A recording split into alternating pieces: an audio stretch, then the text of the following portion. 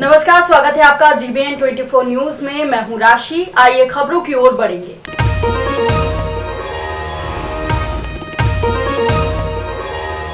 जिले में कोरोना के मामले आए दिन बढ़ रहे हैं। ऐसे में जिले के भटगांव विश्रामपुर क्षेत्र में संचालित SCCL के अस्पताल में कोविड वार्ड शुरू करने की मांग भाजपा जिला अध्यक्ष बाबूलाल अग्रवाल ने केंद्रीय कोयला एवं खनन मंत्री प्रहलाद जोशी को पत्र लिखकर की है।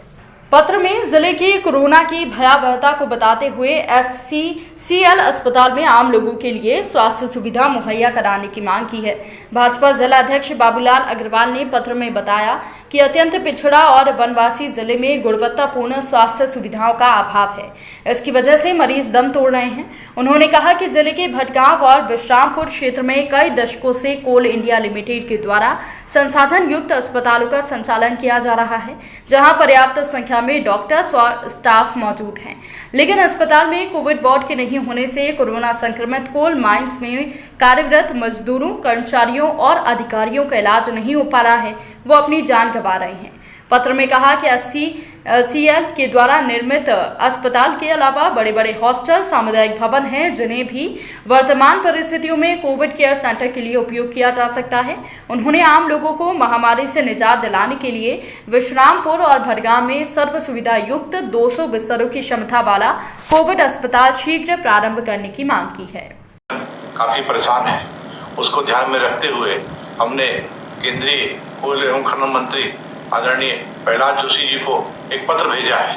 उस पत्र के माध्यम से हमने मांग की है कि SCCL के द्वारा संचालित भटगांव और विश्रामपुर के हॉस्पिटल को कोविड वार्ड बनाया जाए और उन वार्ड में 200 बेड का हॉस्पिटल बना करके और आम लोगों को इसको सुविधा दी जाए।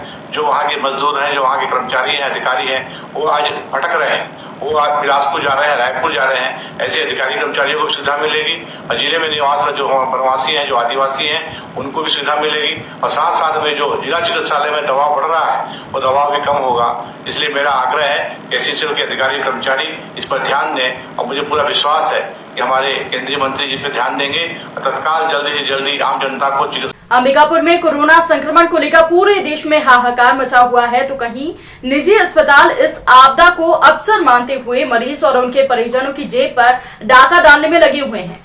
गरीब को बीमारी से कम और निजी अस्पताल के भारी भरकम बिल देखकर और सुनकर पसीना आ रहा है।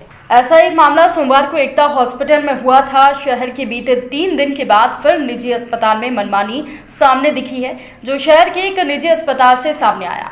यहां कोरोना का इलाज करा रही महिला के परिजन को 3 दिन का 2,64,000 रुपए का बिल थमा दिया गया। स्वास्थ्य मंत्री के कहने पर पीड़ित पक्ष ने थाने में शिकायत दर्ज कराई है और कोरोना पॉजिटिव मरीज को भी निजी अस्पताल में भगा दिया था, जिसके बाद निजी अस्पताल ने सप्ताह भर पूर्व कोरोना पॉजिटिव एक बुजुर्ग का 2 दिन इलाज के बाद भगा दिया था। बाद में उसकी मौत हो गई थी। यही नहीं, अस्पताल प्रबंधन ने उसके आयुष्मान कार्ड से 56,000 रुपए काटने के बाद नगद 50,000 रुपए भी लिए थे। इसके बाद आयुष्मान कार्ड से इलाज कराने के लिए मना कर दिया था। कंट्रोल नहीं हुआ तो वहाँ से रिफ़र कर दिया गया और रिफ़र करने के बाद यहाँ जब अंबिकापुर पहुँचे तो एम्बुलेंस वाले तो मतलब सलाह दिए कि नहीं, ये जे हॉस्पिटल में ले जा करके उनको एडमिट कर दो। और वहाँ गए हम लोग, वहाँ जा करके वो लोग एडमिट वगैरह सब करवा दिए। और करवाने के बाद फिर जब बाद में पता चला कि वहाँ 60 से 70 हज़ार रुपये का बिल बनेगा, उतना में पूरा कंप्लीट हो जाएगा। मैं बोला ठीक है। तो अब जब 2 दिन बीता नहीं कि इकट्ठे 60-70 हज़ार 80 हज़ार का बिल थमा दिए और फिर अब उतना पैसा नहीं मेंटेनेंस होने के कारण एक दिन और रुका तो इकट्ठे 1 लाख पहुँचा दिए। तो ऐसे करके 2-3 दिन बीता और लास्ट में अपना ये आयुष्मान कार्ड है तो वो चालू नहीं हो पाया था क्योंकि RT-PCR का रिपोर्ट नहीं आया था। और जब RT-PCR का रिपोर्ट आया तो 50-51 हज़ार के लगभग नकदी जमा किए और वही 56,000 रुपये अपना इससे कटा। और जब पैसा ख़त्म हो गया तो वो लोग निकाल करके भेज दिए कि अपना ले जाओ, और पैसा नहीं देने की वजह से गाली गुप्ता भी किया गया मेरे साथ। हमारी दीदी को कोविड पॉजिटिव आया था और हमने कुछ दिन ऑक्सीजन बेड अवेलेबल नहीं था शहर में। हम लोग डॉक्टर JK सिंह के यहाँ लेके गए थे उनको। तो ये हुआ कि पता चला आज ही के दिन एकता हॉस्पिटल को मान्यता मिली है, तो हम लोगों ने वहाँ से एकता हॉस्पिटल ला के एडमिट कर दिया उनको। शुरू में उन्होंने कहा कि जो पैसा है जमा कर दीजिए, तो हमारे पास 20,000 रुपये था, हम जमा कर दिए और दीदी को एडमिट कर दिए। इसके बाद 2-3 दिन इलाज चला, कुछ सही समझ में नहीं आ रहा था, ऑक्सीजन ऊपर नीचे हो रहा था। फिर तीसरा दिन वो लोग बोले कि इनका ऑक्सीजन लेवल बढ़ते चला जा रहा है, 2 लीटर ऑक्सीजन दे रहे थे, अब 10 लीटर और इसके बाद 14 लीटर होगा, फिर वेंटिलेटर की ज़रूरत पड़ेगा, मामला क्रिटिकल होते जा रहा है। तो हम लोगों ने डॉक्टर JK सिंह के हॉस्पिटल में संपर्क किया कि हम लोग यहाँ लाना चाहते हैं, तो बोले ठीक है ले आइए। ये बात 3 बजे हुई कि ले आइए आप। 3 बजे मैं अपने भांजा को भेजा कि जाओ तुम दीदी को डिस्चार्ज करा लो।